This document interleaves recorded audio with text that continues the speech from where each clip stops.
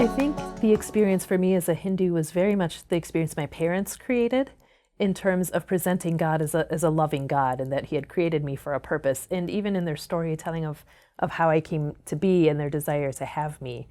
And certainly in instilling in me the practice of the daily prayer and as a God who desires worship not because he is vain, but out of love and out of honor and out of duty, but really out of love and to honor this deity who has created us. And I think that opened the door to Catholicism, but also uniquely like the other gods, because they all served a certain purpose. And while they didn't really make sense to me, it opened me to receive the communion of saints very easily and very joyfully.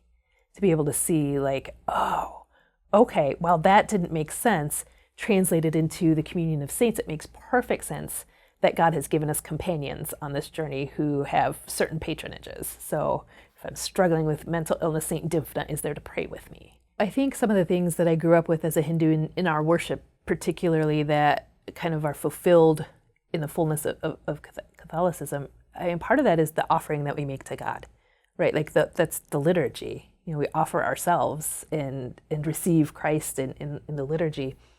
But also it is so communal in nature, and community is such a integral part of the life of a Catholic. I mean, our triune God is communal in himself. And so that emphasis on communal celebration, even, my mom would come to church with me and she would be drawn into the worship because of the incense or the bells and the smells and the flowers. And that's all very similar to my Hindu experience at the puja.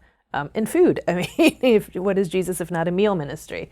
And so, centering things around food even is such a segue into that transition from being Hindu in Catholic, but being fulfilled in the Catholic faith in the Eucharist, which is like the meal of all meals. And so I thought, I think that is just a beautiful realization of the things that we were doing, but maybe didn't find its fullest meaning until I came into the church. I think it's difficult for some people from Hindu backgrounds to really take that leap because, especially if they're here in this country, a lot of times there's a lot of identity and pride that is attached to being Hindu. So it's not just being Hindu, but being Hindu is being Indian.